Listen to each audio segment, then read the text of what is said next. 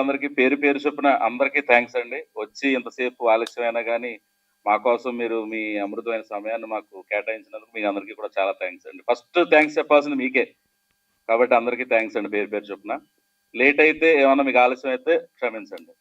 తర్వాత మా సినిమా విషయానికొస్తే ప్రతి ఆర్టిస్ట్ కూడా నాకు చాలా సపోర్ట్ చేశారండి. ప్రతి ఆర్టిస్ట్ కూడా టైమింగ్స్ గానీ, ఇక కొన్ని ఫెసిలిటీస్ లేకపోయినా గానీ, ప్రతి ఒక్కరు కూడా చాలా సపోర్ట్ చేశారు. తర్వాత ప్రతి ఒక్కరు మా టీంలో అనే ఒక పలానా వ్యక్తి అని లేదు. టీం మొత్తం కూడా ప్రతి డిపార్ట్మెంట్ ప్రతి ఒక్కరు కూడా నాకు బాగా సపోర్ట్ చేశారు. సినిమా కూడా చాలా ఇంట్రెస్టింగ్ గా ఉంటది. అంటే నాకు తెలిసి ఇప్పటివరకు రాలేదు ఇలాంటి కథ. ఒక ట్విస్ట్ అయ్యేలోపే ఇంకో ట్విస్ట్ ఎదురవుతూ ఉంటుంది. మంచి ట్విస్టులతో కథ అంతా కూడా చాలా అద్భుతంగా ఉంటది. ఆడియన్ ఎవరిని కూడా సినిమా ఆకట్టుకుంటది పక్కకు వెళ్ళిపోకుండా. కనీసం బ్రేక్ తీసుకోవాలన్నా కానీ తీసుకోలేరు. అంత అద్భుతంగా ఉంటది సినిమా కథ కూడా. ఇక మెయిన్ నేను థ్యాంక్స్ చెప్పాలంటే మీ అందరికీ తెలిసిన సామెత ఒకటి ఉంది. ప్రతి మగాడి వెనక విజయం వెనక ఒక ఆడది ఉంటది అంటారు కదండి. అది నిజమో కాదో నాకైతే ఇంతకుముందు వరకు తెలీదు. కానీ ఖచ్చితంగా నా విషయంలో అది నిజమైందండి. నా వైఫ్ సంధ్య దాదాపు ఒక 15 సంవత్సరాలు బట్టి పడుతున్నానండి నేను ఒక డైరెక్టర్ వాళ్ళు.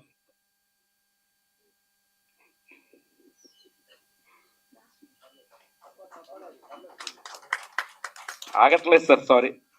నవీన్ గారు కూడా చూశారు. ఒక సినిమాకైతే నవీన్ గారు కొట్టుకెళ్ళిపోతారేమో సెలయేరులో అన్నంత ప్రమాదాలు కూడా ఎదురైనవి. అలాంటి సిచ్యువేషన్లు ఎదుర్కొని కూడా మేము చాలా షూటింగ్స్ చేసాం, ఒక 2-3 సినిమాలు. బట్ ఏది కూడా చివరి వరకు రాలేదు. అది మరి దేవుని ప్రాప్తం అంటారు. నా జీవితంలోకి సంధ్య వచ్చిన తర్వాత ఇది కూడా చాలా కష్టాలతో కూడుకున్నదే. నా పాప ఆరోగ్యం బాగోలేదు, తీర్థ నా పాప పేరు. ఆరోగ్యం బాగోకపోయినా తనను చూసుకోలేక, ఇటు నన్ను చూసుకోలేక, ఆ బడ్జెట్స్ కూడా సరిపోకపోతే తను ఈ సినిమా గురించి నా వైఫ్ కి జీరో నాలెడ్జ్ అండి. అసలు సినిమా అంటే ఏంటో తెలీదు తనకి నా జీవితంలోకి వచ్చేంత వరకు. అలాంటిది తను ఇన్ని సంవత్సరాలు నువ్వు స్ట్రగుల్ పడ్డావు, ఎంతో మంది దగ్గర చేసావు, నీకు ఒక సక్సెస్ రావాలి. నేను ఎవరికైనా చెప్పిన అంటే నా సొంత వాళ్ళకే పార్థసారథి నేను డైరెక్టర్ అంటే, డైరెక్టరా ఏం సినిమా తీసాడు చెప్పు, ఒక సినిమా చెప్పు అని నా సొంత బంధువులే అన్న రోజులు ఉన్నాయండి ఖచ్చితంగా. సో అలాంటివన్నీ విని నా భార్య నా భర్తకి ఈ పేరు పోవాలి, పలానా సినిమా డైరెక్టర్ అని చెప్పుకోవాలి, కానీ పలానా పార్థసారథి నేను డైరెక్టర్ అని చెప్పుకోకూడదు నా భర్త అని నా భార్య ఇంట్లో వాళ్ళందరినీ కష్టపెట్టి తను అంతకంటే ఎక్కువ కష్టపడి నాకు ఈ రోజు ఇక్కడి నుంచో మీ అందరి ముందు మాట్లాడగలిగే అద్భుతమైన అవకాశం